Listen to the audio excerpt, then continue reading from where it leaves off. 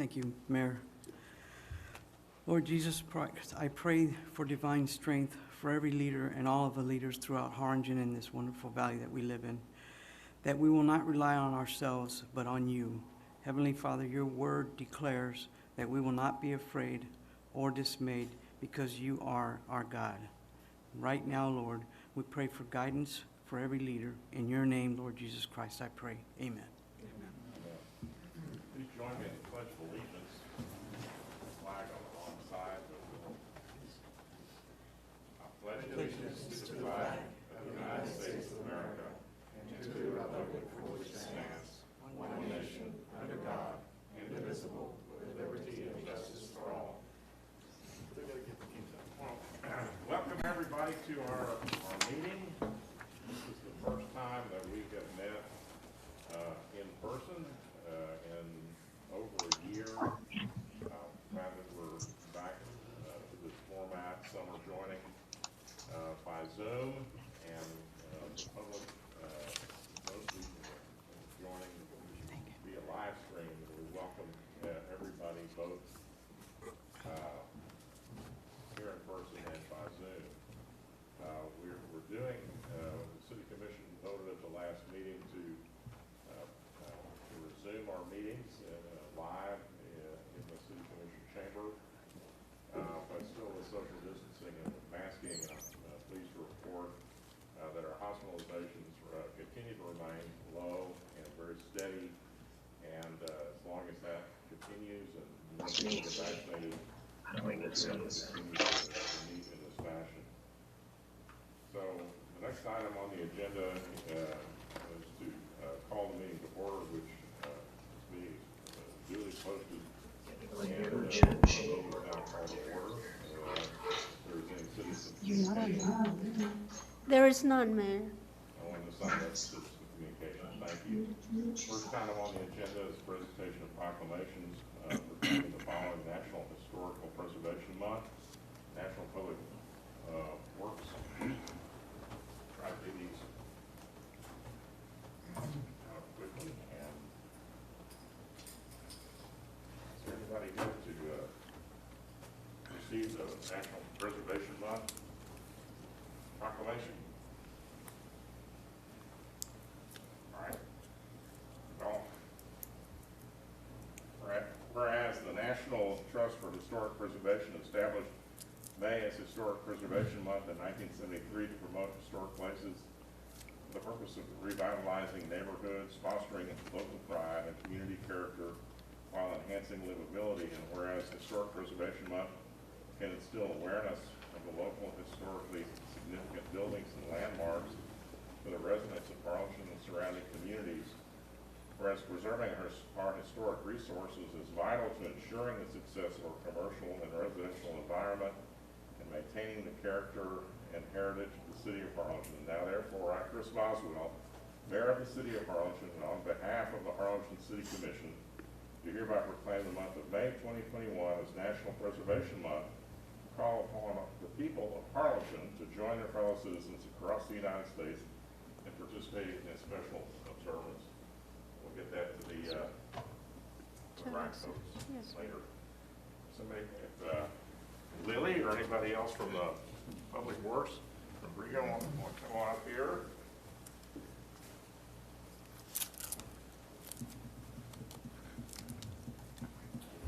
Want to present this proclamation? I just want to make sure. You all on Perry National Public Works. Whereas public works services provided in our community are an integral part of our citizens' everyday lives. And whereas the support of an understanding and informed citizenry is vital to the efficient operation of public works systems and programs such as drainage, streets and highways, public buildings, solid waste collection, water and wastewater addressing the quality and effectiveness of these facilities, as well as their planning, design, and construction are vitally dependent on the efforts and skill of public works officials, whereas the efficiency of the qualified and dedicated personnel who staff public works departments is materially influenced by the people's attitude and understanding of the importance of the work they perform. Now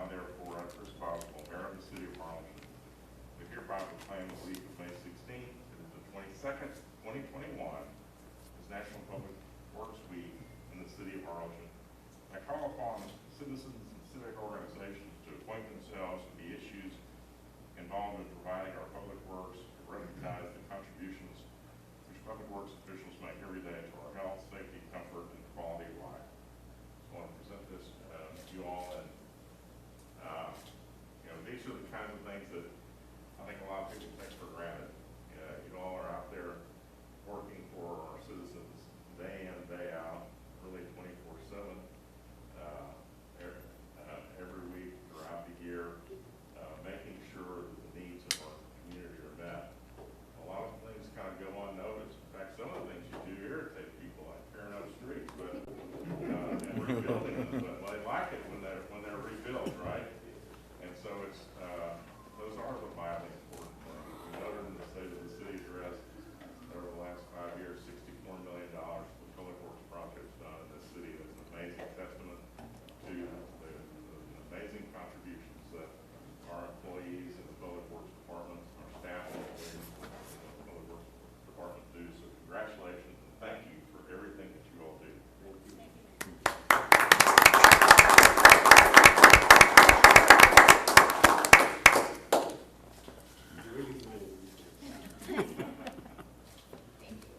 All right, thanks.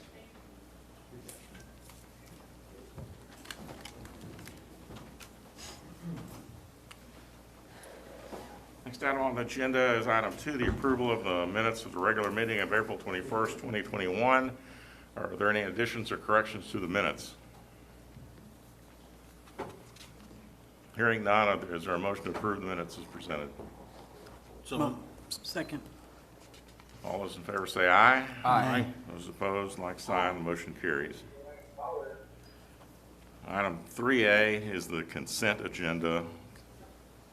Is there a motion to approve the consent agenda? So moved, Mayor. Second. All those in favor say aye. Aye. Those opposed, like sign, motion carries. All right, item 4 is a presentation by the finance director and possible discussion of a plan for the use of the American Rescue Plan Act of 2021 funding. Good afternoon, Mayor, City Commissioners. If you remember on the 21st of April, I came to you with a brief explanation of the American Rescue Plan Act of 2021 funding. And we did say that we would come back with a proposed plan for the use of the funds. So I'll go down to the next one. So just a brief overview. We are allocated $22,125,000 for the American Rescue Plan Funding Act 2021 with a proposed spending deadline of December 31st, 2024. The funding will be distributed in 2 tranches. The first tranche, which we are expecting next week, May 11, 2021, where we will receive approximately half of the funding at $11,062,000. The second tranche will come a year later with the same amount, and that will be May 11th, 2022. Some of the eligible uses are listed out in A, B, C, and D.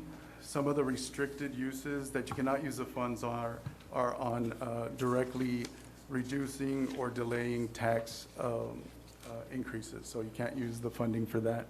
And you can also cannot fund pension plans. So one of the items that is encouraged to be use the funds on is revenue losses that a municipality may have incurred. And if you see on the slide, I've listed out different departments and funds that have had revenue losses during 2020 of $2,108,656. And this was determined comparing our 2020 revenues compared to our 2019 revenue. So that is their suggested use of how you calculate the losses. So we've had approximately $2,108,000 in losses for the year. And I want to point out that includes general fund, the 4A, the Community Improvement Board, the 4B also, and the golf course, sanitation. So all the different funds are listed there, and the revenue losses for each one. Thank you. May I ask a question? Sure. is police, because of the shutdown, them issuing out less tickets or court not being held, is that considered a loss of funds, and did we consider that? Yes, we did consider that through our revenues in our fees and fines, and so So that's somewhere. that would in here? be in the general. In fund. general fund. Yes, Okay. sir. Thank Good you. question, thank you. Our next item are of items that can be funded are capital improvements and other items. And I'll go over this, Robert, if you don't mind. Hey, before you go any further, I do have one question, and I forgot to ask it. On the municipal auditorium, I understand that we had some events that were canceled. I understand that there were patrons that were not fully reimbursed because there was no mechanism to return fees that were Okay. charged to the patrons. And so did we capture that as well, or is that something we didn't know that existed until I just brought it up? No, we know what you're talking about, Commissioner, and that's not a revenue loss. That's a reimbursement for a fee paid. And Gabe has more information on that, but I think we would have to put that on the agenda as a separate item. No, but I'm talking about this fund here. All right, it's when you had losses, it's only the revenue, not anything that was as a result of that? As a result of that. Okay, okay. Thank you. Can we go back to the other side? Thank you. I printed it up, and I printed it so small I can't even read it. So, so some of the capital improvement projects, or some of the other projects that we want to fund with the monies that we're proposing, is reimburse for the use of the auditorium. Thank you, Gabe. So as you know, the auditorium was converted to an alternate care facility and an infusion center for the better part of a year, which has been very helpful in the fight against the pandemic. And so the cost for the reimbursement is $800,000. So we propose to do that. I'll move on to the Wi-Fi project. The Wi-Fi project is something that we've been working on for over a year now. And we do have set aside $4 million for that.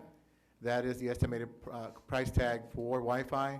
We are going to go ahead and hire a consultant or bring on a consultant to help us work through our plan and look how we can make sure that our plan meets the needs for the future. And that would include possibly installing fiber optics lines in our city. So we're setting aside $4 million for that. We also like to set aside $4 million for stormwater, which is drainage projects.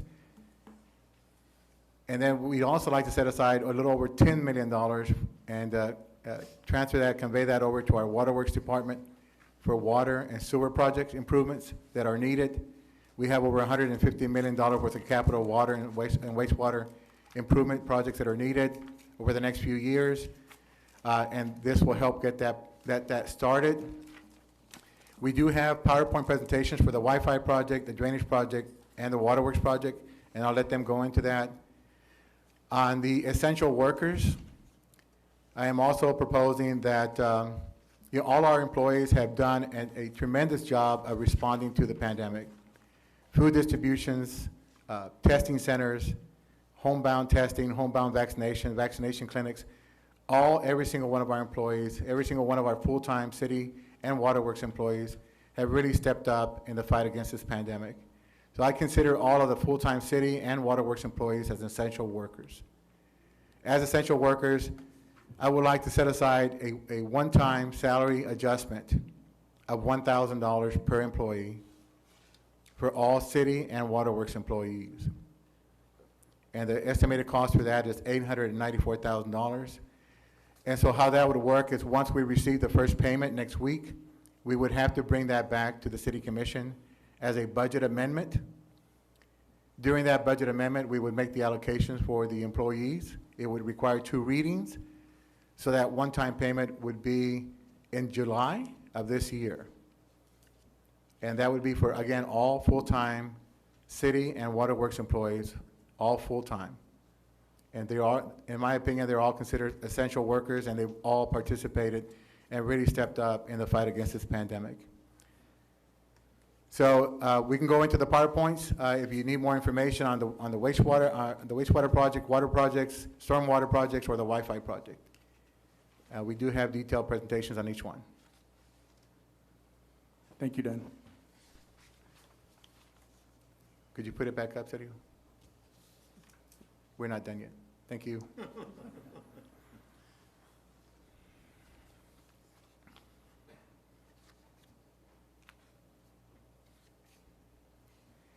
So our total proposed uses are broken up into revenue losses of $2,108,000 and capital improvement and other items of $20,116,000, which brings us to our total of $22,125,000.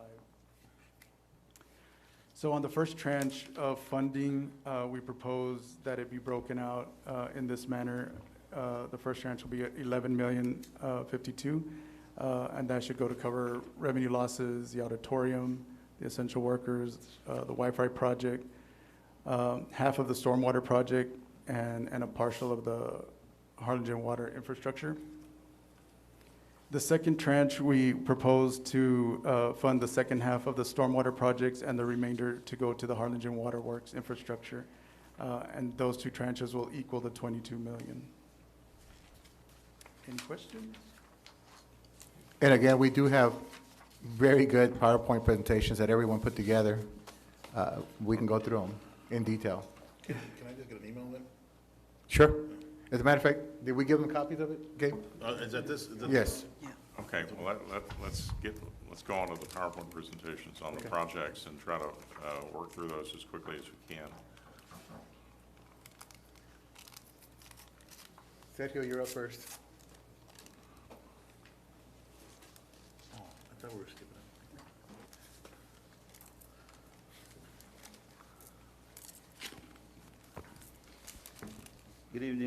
Good evening, Mayor, Commissioners, City Managers. I'm here to present the MIS City Wi-Fi project. The goal of the project is to provide Wi-Fi connectivity throughout the city in order to supply access to students, residents, and workforce, and help bridge the digital divide. The Harlingen census data from July 2019 shows that the Harlingen has a total of 21,451 households. 17,525 of those have a computer, and 12,110 have a internet broadband subscription in their homes. So that leaves 5,415 with no internet subscriptions. So that's a good data. 3 types of services will be provided: in-home broadband connection, direct Wi-Fi connection, and Wi-Fi connection via mesh network. This map shows the 3 locations that are going to provide 2.5 mile radius of Wi-Fi connectivity throughout the city.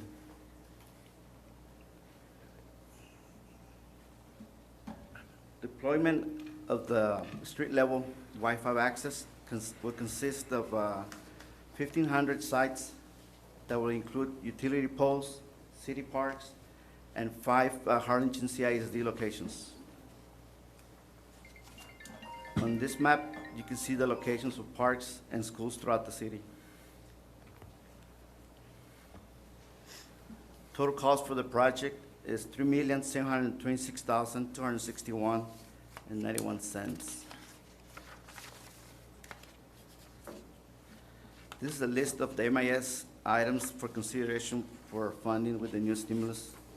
A total of the items is $3,937,020. The next step for us is to hire a consultant to do an in-depth analysis of our city needs and give us options to fiber and Wi-Fi. And that concludes my presentation. Can I ask a question? Sure. On the, I see the maintenance, you're estimating that the maintenance cost at $165,000 a year. Answer to 3. Is that in the 3.7? Yes, or that's included in the first year. in the first year? So the year after that, we talked to or try to partner up with the school district, see if, or anybody else, are they gonna participate in, or are we taking on that maintenance? Or any future upgrades? Is it a 2-year life, 4-year life? Yeah. Because it's technology, right? And it's gonna Yeah. be, I mean, that might be a question Victor may understand. And we have to, the thing is, you're gonna provide a service, and when it's time to renew that service, where we get the money from?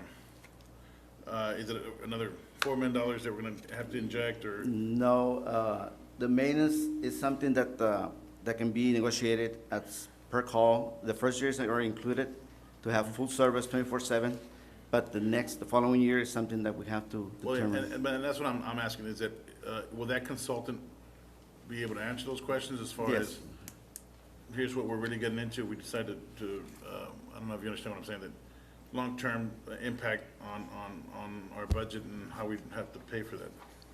Well, and I think long-term, the fiber network is something that we need to look at as a city.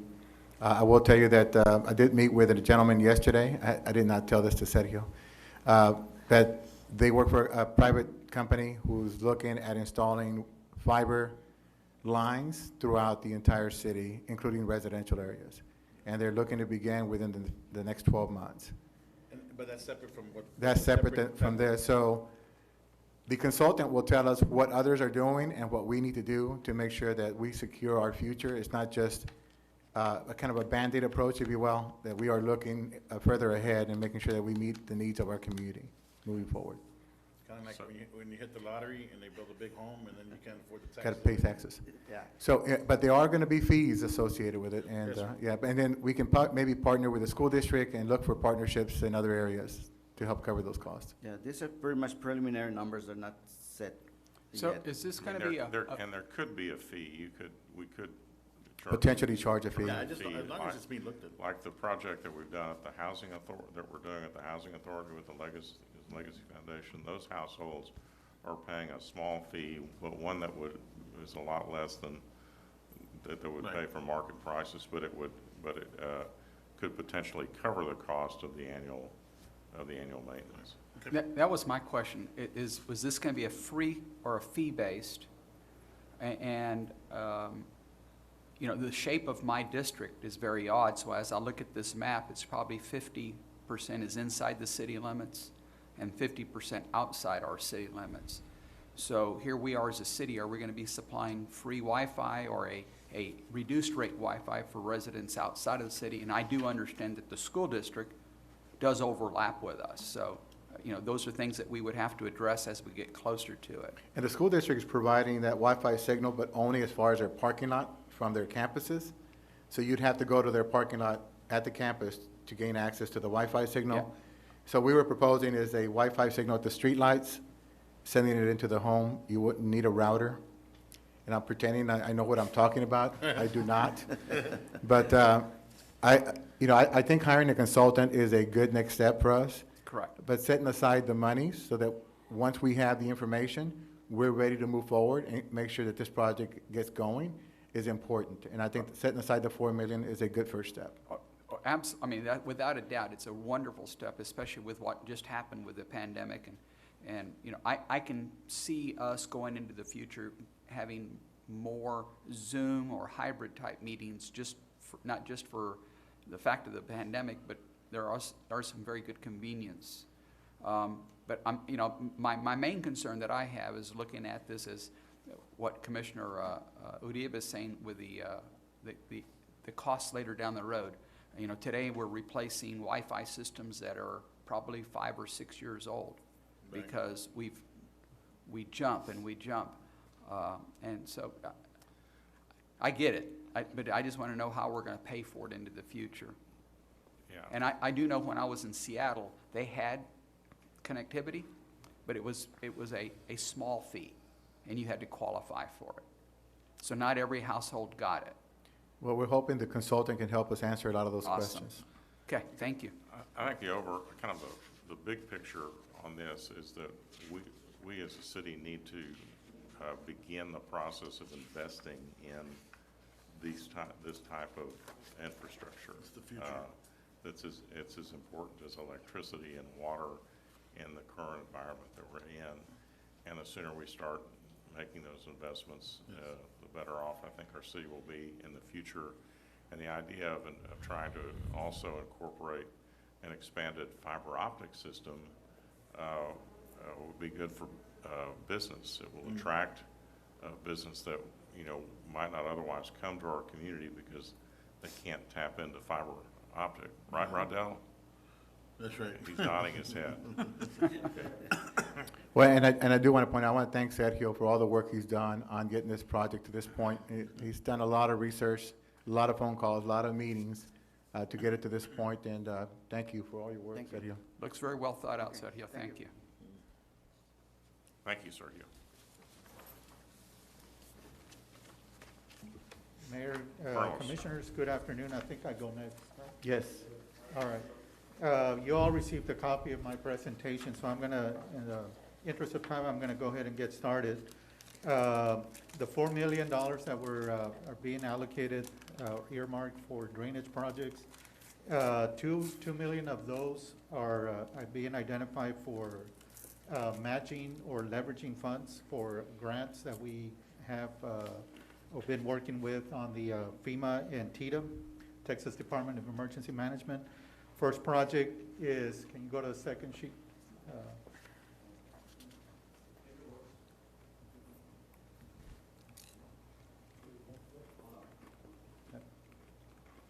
The first project is the Jefferson, and again, these drainage projects we've brought before you in the past. That one's is being funded by FEMA and TDM at this point for the engineering portion of it. And the second project is Business 77. Again, between those two projects, the total cost is almost $8 million. And so we're leveraging 2 million to get 6 million out of that for drainage improvements. The other two projects are in-house projects, what I'm noting as in-house projects that we can move forward with. And the first one is the Lozano Street stormwater detention pond. That one is a 15-acre tract that is owned by the city at the northeast corner of Wichita and Lozano Street, the kind of catty-corner to the Cano Middle School, school district's facility. That one in a interconnection on a storm sewer system to be able to bring water from the south side of Fair Park towards the north into this detention pond. And again, I got some exhibits, or you all have exhibits in your packet that you received.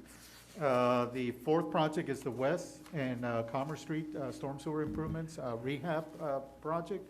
And this is going in there and rehabbing the existing storm sewer system that we have along both Commerce Street and West as it brings stormwater from the downtown area to the Arroyo Colorado.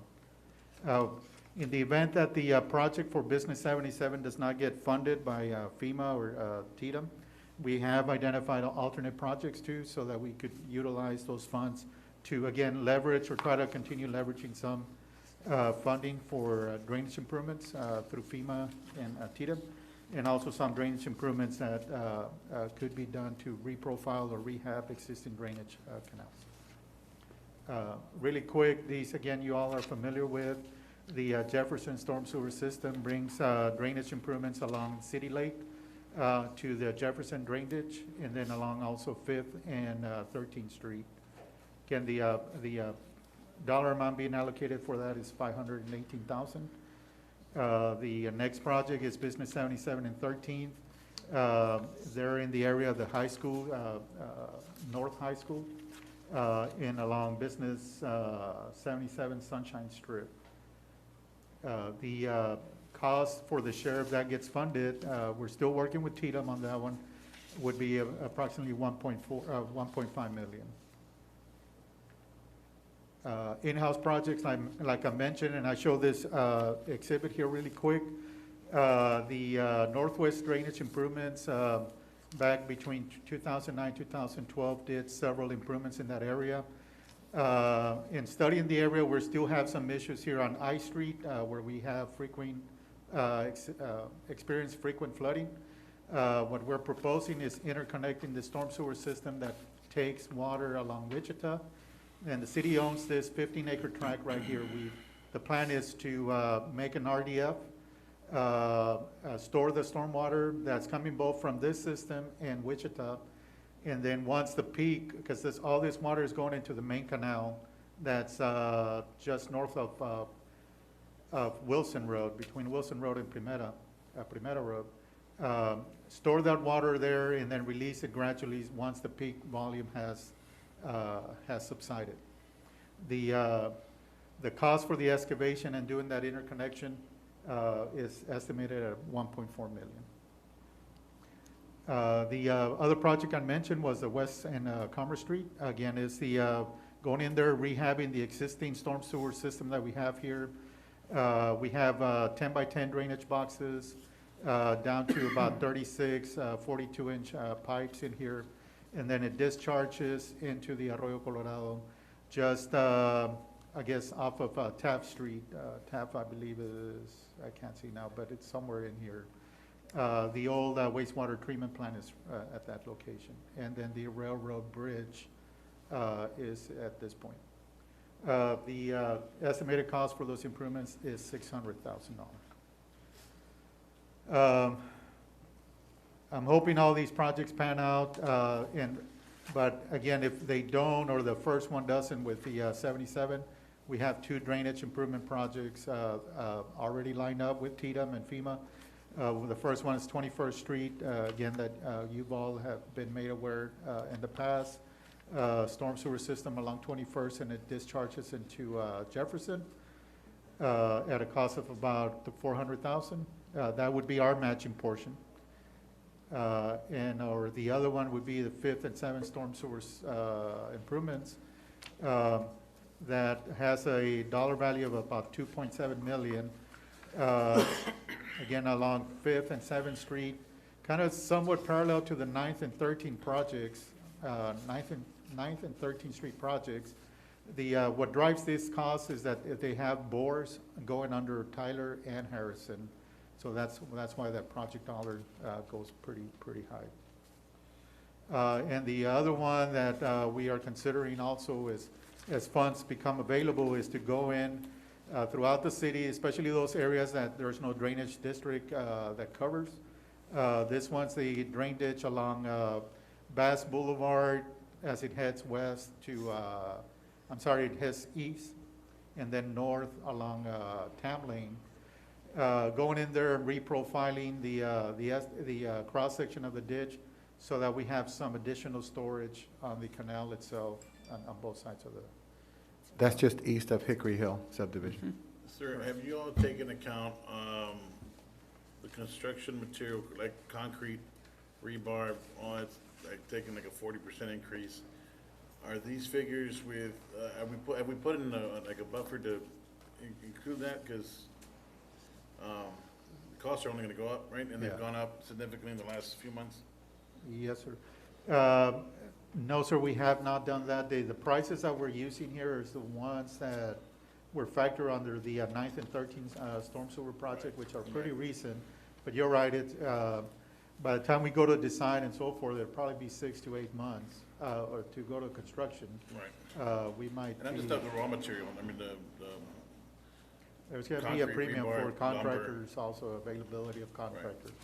And projects number 1 and 2, those were submitted as grant applications. Those have been submitted for some time now. And so those dollar amounts are a little dated. And so there may have to be some adjustments. Unfortunately for us, if there is a price increase, it will be on us. Yeah, that's right. Okay. Okay. Thank you.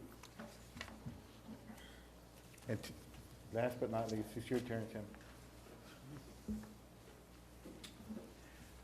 Mr. Mayor, City Commissioners, Mr. City Manager, I want to thank you for the consideration of using the ARPA grant funding to pay for water and sewer infrastructure. We've been working on a master plan for the better part, I'm going to take this off, for the better part of 2 years now. And that plan has identified over $150 million, at least in a draft form, of sewer infrastructure that will need to be spent over the next 20 years. That funding will be used to fund projects that do one of 3 things: either to address an existing capacity problem, to provide for future capacity for growth that's coming to Harlingen, and number 3, and not least, is to provide for renewal, replacement, or rehabilitation of existing infrastructure that is in failing condition. There are 5 projects here cumulatively that add up to more than the entire ARPA grant. We intend to begin design on these projects this year and be ready for construction next year. If during design, at any point, we feel like there's a project in doubt of meeting the December 2024 deadline, we can very quickly transition to another project that has already been designed. The highest priority project in the foundation for future wastewater projects are some improvements at the front end of our wastewater treatment plant. As you're aware, in 2017, we completed an upgrade to the treatment plant. That design assumed a 10 million gallon per day average day capacity. Under peak conditions, it could provide and treat up to 30 million gallons per day on a 2-hour basis. We average about 5, and so the treatment plant is appropriately sized. What we've discovered over the past 3 to 4 years is that our peak flows have hit as high as 25 million gallons per day. That's a peak factor of 5, 67% higher on a per gallon basis than was anticipated in the design. The way to fix that is to go into the system, eliminate inflow and infiltration that happens in a lot of places where we've got clay lines, old brick manholes. But even our most diligent effort and program to do that is going to take decades to make the significant impact that we actually need today. There's nothing about the plant upgrade done in 2017 that's at fault. I wouldn't change that design. Actually, in 2016, when the plant was under construction, you will see that we took a lot of excess materials and piled them up and made a berm. The best way to deal with the problem is that any excess flow that you got over the capacity of that treatment plant, you simply remove it. Don't send it to the treatment plant, send it to an equalization basin and store it. When flows subside, you bring it back into the system. And the work that was done on the last upgrade had that idea in mind during construction, so additional flow that was coming in that may not have been able to be accommodated as the plant was being converted from the old plant to the new. That's in place. The problem and the reason we can't use that now is that the state requires certain conditions for that to be permitted, either a concrete or a membrane liner. You need aeration and other permitting considerations. We're estimating a cost to make that a permitted equalization basin at about $2 million. Flow comes into a lift station that also serves some headworks functions. This is a project that was designed and constructed well over 10 years ago. Not only does it include the pumping, but it includes screening to remove large debris, cloth, beach balls, lumber, all kinds of crazy things that find its way into the sewer. And also we've got grit removal systems to take out particulates that are not good for the downstream process and can damage equipment. Realizing that we've got a very large peak capacity and realizing that you want to screen it and remove grit before you send it to equalization, our consultant has recommended that those functions be taken out of the lift station and that an above ground headwork structure be constructed to do that at the capacity that we are seeing. That is going to be a fairly complex and expensive structure, and it will also determine and decide the split between equalization and what goes to the existing plant. Total cost estimate our consultant came up with was $17 million for this project. That assumes upstate pricing. That assumes a fully contracted project. As you know, we have capabilities of doing a lot of treatment plant work in-house, so assuming roughly a 50-50 split, we think that an appropriate cost for this project is going to be on the order of $12 million. I show some of these pictures here that are taken recently. We have 4 aeration basins. We've taken either 2 or 3 of them down offline within the last 4 years, and each one of them has a significant deposition of this fine sand that's not efficiently captured by our existing process. There's newer technologies that does a much better job at removing that, so that new headwork structure will help avoid this kind of problem. It takes us 2 full weeks with tedious shovel work and a 55-gallon drum and a lift to remove that, and that's a situation that's not good for our process and equipment. The next project on our priority list is the rehabilitation of raw water conveyance from the canal to town lake. We've got a 5-foot by 5-foot box. It's probably 80, 90 years old. That has sprouted some leaks over the years. From Jefferson Street onto Town Lake, which serves as our downtown treatment plant reservoir, we've got reinforced concrete pipe, either 36-inch or 42-inch. It all leaks, and we think it's overdue that we take on this project. But the capacity of this line as it stands isn't sufficient to keep up with the plant. So there will need to be some upsizing of that RCP line with a smoother type of pipe and possibly slip lining that concrete box. Estimated cost here is $4.1 million based on estimation of some engineering studies that have been done in the past. You're aware that we've been doing some replacement of asbestos cement water pipelines in the Treasure Hills area. That project is complete. Contractors moved now on to the Pendleton Place area. That project is about 50% complete at this point. Once completed, it will be time for us to move on to addressing some of the sewer problems that we address frequently. Broken pipes, locations where we experience frequent clogging. We know we get a lot of infiltration and inflow from locations like this. There's 16 locations involving approximately 16,000 feet of 6- and 8-inch clay pipelines. 66 manholes, primarily brick. This would also be a pipe burst type of project. Costs are escalating on this type of work. We're estimating $6.1 million for this effort. Our treatment process involves the use of a coagulant to remove particulates from the raw water that's pumped from the river. Well, that creates a residual sludge that has to be processed and dealt with. On the right-hand side, you see 2 lagoons for temporary storage of sludge at the downtown location. We have a very makeshift process of dewatering that before hauling it to the Dixieland plant, where it's combined with Dixieland plant sludge and stored in a lagoon. So this has been accumulating for over 10 years, maybe up to 20, and as you can see, that is starting to fill up, and so we've got to address that.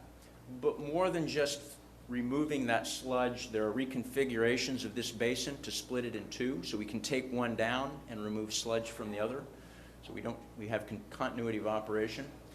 There are also some sludge processing and dewatering infrastructure improvements. We've got an engineering study that was done nearly a decade ago about this, and we've escalated that, assuming a 20% increase from pricing from 2020. We think that's going to be in the neighborhood of $5.3 million. And last but not least, once the sewer project using pipe bursting is complete, it's going to be time to move back again to replacement of asbestos water lines. We've got an area on North First Street located just north of the DPS station on Sunshine Strip, involving 28,000 linear feet of asbestos cement pipeline that we want to replace using pipe bursting. Estimated cost here is $6.3 million. Add all these projects up and you've got nearly a $34 million combined project total. And that's roughly half of what has been tentatively placed on a 5-year plan. That's a considerable amount of money, and I would note that any funding that can be contributed from the ARPA grant will not only reduce but also defer the need for additional revenue to pay for our capital infrastructure improvement program. So that's the conclusion of my presentation. I do want to thank the Commission and City Manager for identifying Waterworks as a large recipient of that funding, and I'd be happy to answer any questions now or call me up anytime. I'd be happy to talk about what we're doing. Mm-hmm. All right, anybody got any questions? Water and wastewater, it's one of the most important things that we do. All right. Any concerns or questions on the proposal, on the breakdown, on the reimbursement for the auditorium, the employee essential workers allocation, the $4 million for broadband, the $4 million for drainage, and the $10 million, or the $2.1 million for revenue recapture? Again, I'll just reiterate on the Wi-Fi. It's just, you know, what's the plan going forward after we get the thing? And I would say even on the employee allocation, you know, there would, as an employee, I would have questions. Full-time employees, I know a lot of them maybe missed employment. I don't know if we had employees miss employment at all. Is that affected, or did any of our employees go on unemployment and were out for a significant amount of time? Are we taking care of the ones that were here consistently, like that never missed, or some missed, and are they, We did have some employees that did take advantage of the Family First Act that were out because they could not find daycare Right. for their child. But I will tell you that the vast majority of our employees have been here since day one. right? So in that instance, if we had an employee that left and was being compensated for it, and the ones that stayed, are we applying the $1,000 to both employees? I think it's, the $1,000 is just a plan that I came up with, just to be fair and equal to all our staff, being that everyone is a part of the bigger picture and all the services that we provide, and they all have to work together. I understand what you're saying. I didn't want to make this any harder on our finance department trying to break it down, so I thought it'd be the easiest thing to do is just make one simple allocation for every single employee, Well, and again, so, including civil service. right, so when you do that, I don't want to upset employees that did stay versus ones that didn't stay. Even those employees came back to work, Commissioner, and so they were out for a period of weeks, but they did come back to work.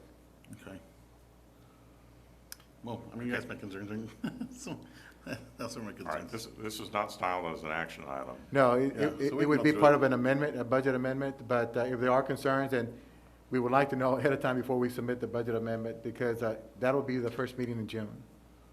Okay, so if you, any other questions or concerns anybody want to express at this point?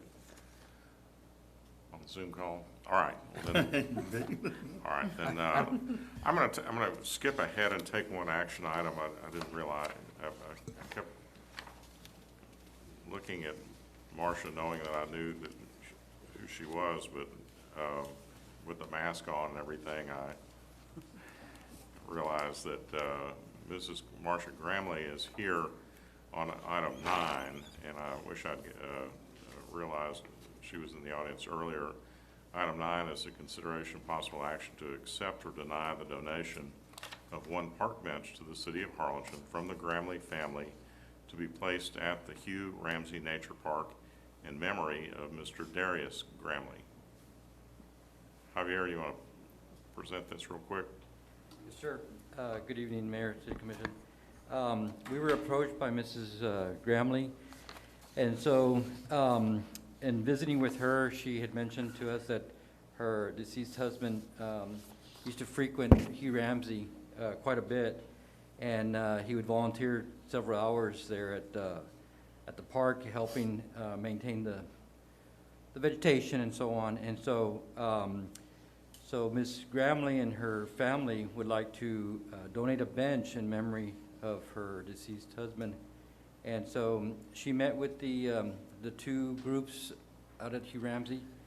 And so they recommended to her was to place it at the Lily Pond area. And I think I have a star next to it, is where I believe the location will be, but it'll be in that area.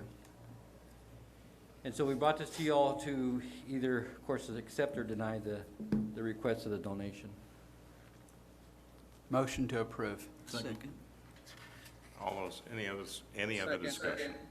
All those in favor say aye. Aye. Those opposed, like sign. We want to express our appreciation on behalf of the city to the Gramley family. Thank you so much for this wonderful gift.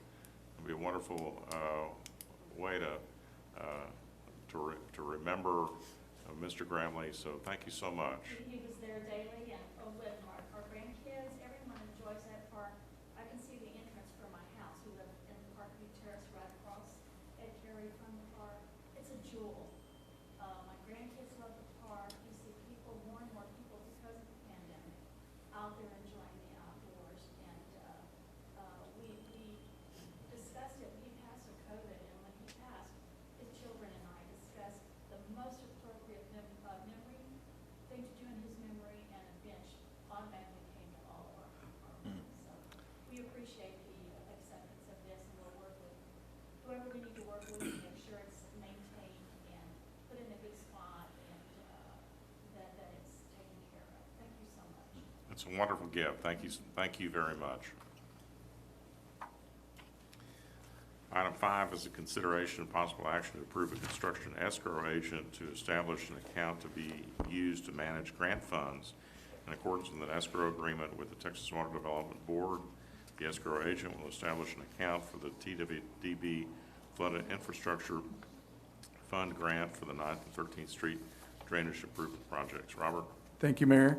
Through our financial advisors, Hilltop Securities, we solicited bids for the construction escrow agent services to establish these escrow agency funds for the TWDB Flood Infrastructure Fund grant funds. I've attached a schedule of fees that we solicited. There were 5 escrow agents that responded. It was Amegy Bank, the Bank of New York, Mellon, UMB, US Bank, and Wilmington. It was a tie for the 2 lowest, which was UMB and US Bank.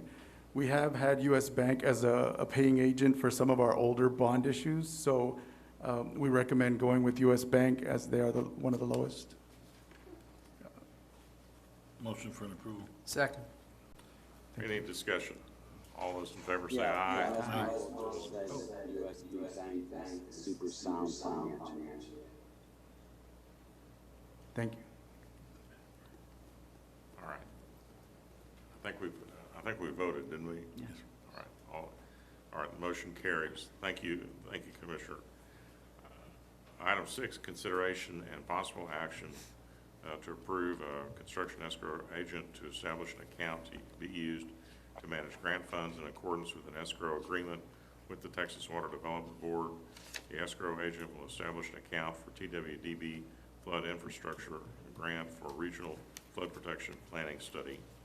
And so since these are 2 grants, they are required 2 separate escrow accounts. So we went through the same bid process, and it was the same respondents. And so we again choose US Bank as the escrow agent for the Regional Flood Protection Plan Study. Motion to approve? Second. Thank We you. have a motion and a second. Any discussion? All those in favor say aye. Aye. Those opposed, like sign. The motion carries. Thank you. Item 7 is a consideration of possible action to approve a resolution nominating VHS Harlingen Hospital Company for designation as a qualified business and enterprise project under Texas Enterprise Zone Program under the Texas Enterprise Zone Act. Rondell? Good afternoon, Mayor, City Commissioners. Valley Baptist, or VHS Harlingen Hospital Company, has come to us requesting that they participate in an enterprise zone project designation. The state of Texas has a program where if you retain or expand and increase your job base, and you're doing some investment, capital investments, improvements to your facility or building a new facility, then you may be eligible for a rebate of state sales tax paid during that construction period and up to 5 years thereafter. So Valley Baptist has taken advantage of that state incentive program, which is a great tool for us in terms of economic development, twice in the past probably 5-6 years. But they're coming to us again because in the next 5 years, they'll be expending an additional $5 million on some capital improvements and on new equipment and expanding their job base at least by 10 more employees and retaining, right now they have over 1,600 employees on staff right now. So they are probably the largest private sector employer in the city. Along with that, also I want to introduce Will Ramirez. Will is with Ryan. He's a consultant that is helping put together the package for Valley Baptist, and if there's any questions, I'd be glad to answer. We get 6 project designations per biennium. This would be the first of this biennium. And so I took it to the EDC board, and the board recommended that the City Commission approve the resolution nominating Valley Baptist for this project designation. This doesn't guarantee that they're going to get it, but it does put them in the competition, if you will. And it's determined by the Office of Economic Development and Tourism at the Governor's Office and controlled by the Comptroller's Office as well. The motion for an approval. Just a quick question. How many did we use last biennium? 2. 2. Okay. Okay, we have a motion. Second. We have a second. Any other discussion? Obviously, we're happy that we're able to take this action to support Quick note, it's state sales tax that's refunded, not local sales tax. Correct. So, We're happy to be able to to support Harlingen Medical Center in this fashion. So all those in favor say aye. Aye. Aye. Those opposed, Aye. like sign. Motion carries. thank you. I'm going to skip over item 8 for a second and go to item 10, consideration of possible action to approve an ordinance on first reading, amending Chapter 18 of the Harlingen Code of Ordinances, establishing the rental fees for the Lansing Hill Park pavilions. Yes, Mayor, City Commission, we're bringing this to you all for approval or consideration. We've had some requests already for rentals of the picnic pavilions over at Lansing Hill Destination Park. And so we created these rates, and they're similar to what we've charged on the other pavilions that we have in the other parks, and so we wanted to keep it consistent. And so our recommendation is $150 for the large pavilion for resident, Harlingen resident, and $200 for non-resident with a $50 deposit. The small picnic pavilion would be $75 for a resident and $90 for non-resident with a $50 deposit. And we took this item to the Park Advisory Board on April 20th, and they recommended to bring this to the City Commission for approval. Are they open right now, the pavilions?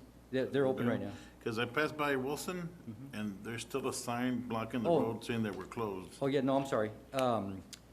The rentals will not be open until June the 1st. Okay. So this, okay. Okay. Can I ask the city attorney to read the caption, please? An ordinance of the City of Harlingen, Texas, amending Exhibit A of Ordinance Number 1828 and amending Chapter 18, Master Fee Schedule of the Harlingen Code of Ordinances, establishing fees for certain licenses, permits, and other services provided by the City of Harlingen as they relate to Chapter 36, Parks and Recreation, providing for publication and ordaining other matters pertaining to the foregoing. Motion to approve? Second. We have a motion and a second. Any other discussion? All those in favor say aye. Raise your hand. All right, motion carries. Item 11, consideration of possible action to approve a memorandum of understanding between the City of Harlingen and South Texas Literacy Coalition and authorize the city manager to sign the agreement for the installation of the Story Walk in the City Lake Park. Good afternoon, Mayor, Commissioners. This is an MOU between the City of Harlingen and the South Texas Literacy Coalition to create a story walk around the City Lake Park. And what this would be was they selected a local author named David Norek, and they're going to be printing his book called The Adventures of Exo and Psy on these big metal signs and placing them all the way around the City Lake Park. And this will allow families to walk around the park together and read a story. The plan is for it to be there for 2 months initially, and then they're going to be moving this exhibit to other parks in the valley. If this goes well, there's a chance that we'll expand this to other parks and possibly have different stories around the City Lake Park. We selected City Lake Park because it's right across the street from the library, and initially it's easier for us to keep an eye on it. The Library Board and the Parks Board have both approved this project. Staff recommends approval. Do you get to proof the story Well, before it goes out? Or? yeah, this is a story that was selected with our youth staff and the South Texas Literacy Coalition. Story. But yes, it's something that our staff will be approving before they put out there. Motion for an approval. Second? Any other discussion? All those in favor say aye. Aye. Aye. Those opposed, like sign, motion carries. Item 12, consideration of possible action to approve a resolution finding that AEP Texas Inc.'s application to amend its distribution cost recovery factors to increase distribution rates within the city should be denied, authorizing participation with the city served by AEP Texas, authorizing hiring of legal counsel, finding that the city's reasonable rate case expenses shall be reimbursed by the company, finding that the meeting at which this resolution is passed is open to the public as required by law, requiring notice of this resolution to the company and legal counsel. Gabe? Mayor, members of the Commission, City Manager. On April 6, 2021, AEP filed an application for approval of a distribution cost revenue factor. That means they're looking to increase our distribution revenues by $54.56 million, which would be an increase of about $2.60 to the average resident. We're asking that the resolution be approved denying the request until our consultants, Carla Lipa and Thomas Mercado, can review the rates and provide any recommendations to cities. Any costs incurred by the consultants will be reimbursed by AEP, so we're asking that the resolution be approved. Motion to approve. Second. Motion and a second. Any discussion or questions? This is kind of the standard procedure with these rate increase programs.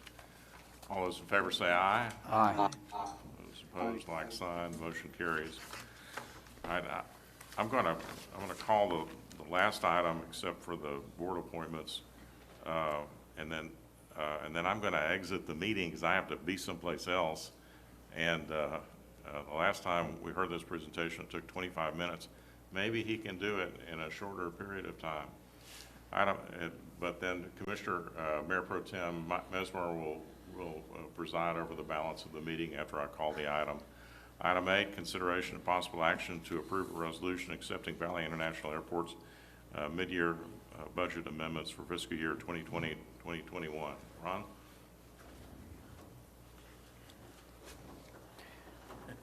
Ron?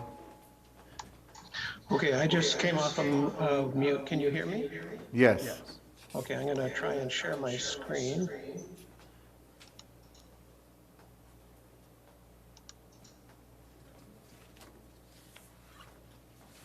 Does that show, can you see a PowerPoint presentation? Yes. Okay. It's small though. Well, hang on. We can't. It's hard to see.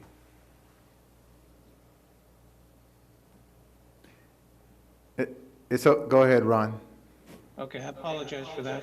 I think most of you have already seen most of this presentation, so we'll go through it pretty quickly. Just to start off with, when we did the budget, that was in the July to August timeframe of last year. And as we all know, that was pandemic time with COVID-19. So we had an uncertain economy and a dismal outlook. So moving that forward to now, doing this mid-year, we've actually got a much brighter outlook, and it's improving with our cash flow as well as our income statement and capital spending. So as the vaccines are available, we have a lot of positive thinking and spending. We had a lot of pent-up demand, and couple that with, we've also landed a airline, an international airline from Mexico, Aerobus, and their inaugural flight is tomorrow, so we're looking forward to that. So all of these things are actually presenting a pretty good picture for us. So if I look at my screen, and during the reporting period, we said we were going to start cash at about 3.7 million, and this year we're going to run it to 6.6, and we're well underway towards that. So all that is just your cash inflows and your cash outflows, mainly from the income statement, from an expense standpoint. And then we also have all of our capital improvements and our capital purchases that are going on. So these are projects that we have to work on. And then we offset that with money that comes in. So it's obviously the revenues that are coming in from the income statement, PFC collections, grant money. Grant money is for the capital improvement projects that have previously been approved. And then also we're fortunate enough to be the recipients of a COVID grant, and that grant extends for 4 years. And this is the second year of it, and we're going to bring about 8.8 million in for this year. So in total, for this year, we have uses of funds about $20 million, and we have sources of funds of 22 million. So we're going to bring our cash position up to about 6.5 million by the end of September of this year. The next two columns, they represent the next two periods in the forecasting. And as you can see, we're going to run to mid to low teen millions of dollars in cash. So again, it's the same principle that's taken place. So I'll move forward with that. This is actually a very, very good position to be in.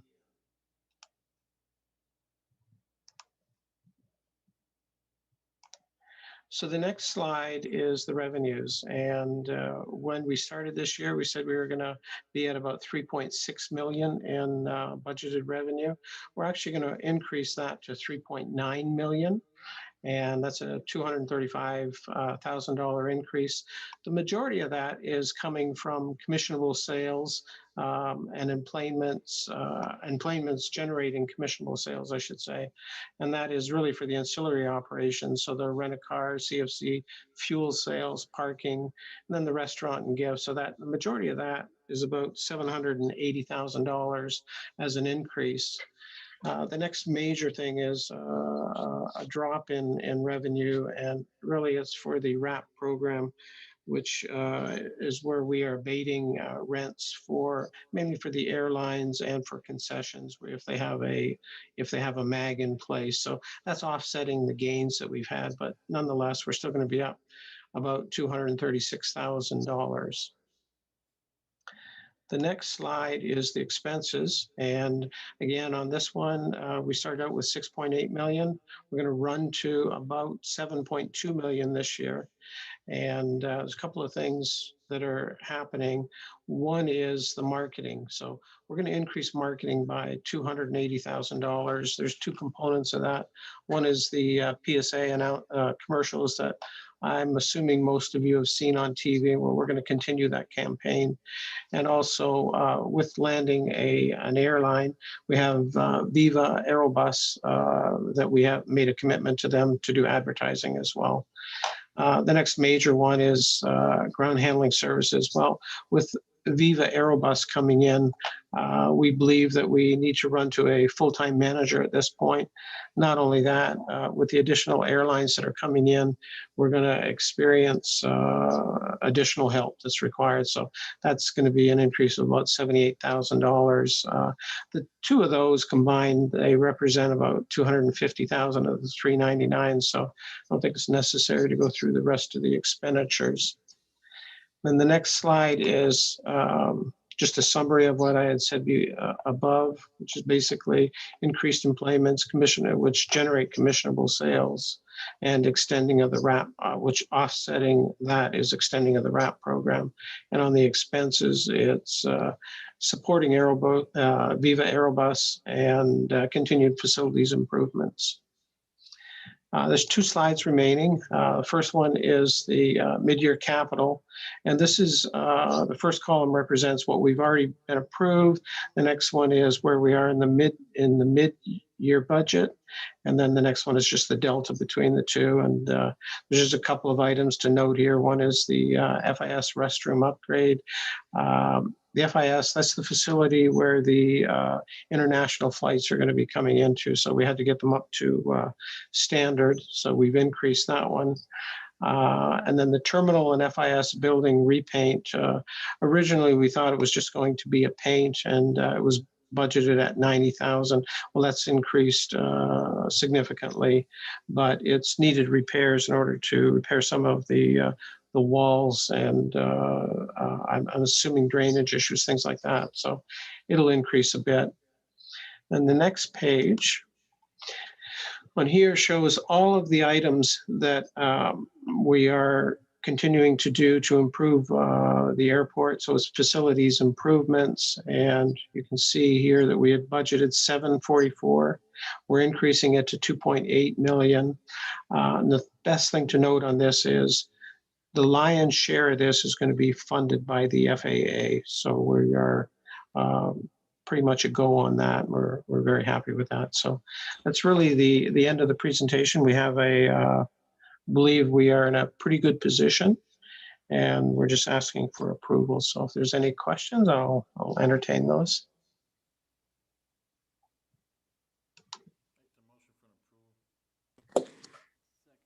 Are there any questions of Mr. Mustard? Yes. Well, hearing no questions, then I'll need a motion to approve the 2021 mid-year capital budget. So moved. Second. Any discussion? All in favor signify by voting aye and raising your hand, please. Like sign opposed. Motion carries. Okay, so Amanda, I believe we're moving on to item number 12. Is that correct? That is correct, sir. Board appointments. Okay, item number 12 is consideration and possible action to approve a resolution finding that AEP Texas. Item number 13, sir. Board appointments. Board appointments. Okay, very Commissioner good. Haslam. Board appointments number 13. Any board appointments across? We'll start with Mr. Uribe in 1. No, sir. I have none. Mr. Puente, None. Mr. De La Rosa, None. Mr. Leal. None. Hearing none, then we'll close item number 13. And then Miss Amanda, it looks like we're all done. Is that correct? That is correct, sir. Okay, well, y'all have a most pleasant evening. Drive safely, continue to stay healthy, get your vaccinations, wash your hands, still be safe, and enjoy life. Thank you, and the meeting is adjourned. Thank you.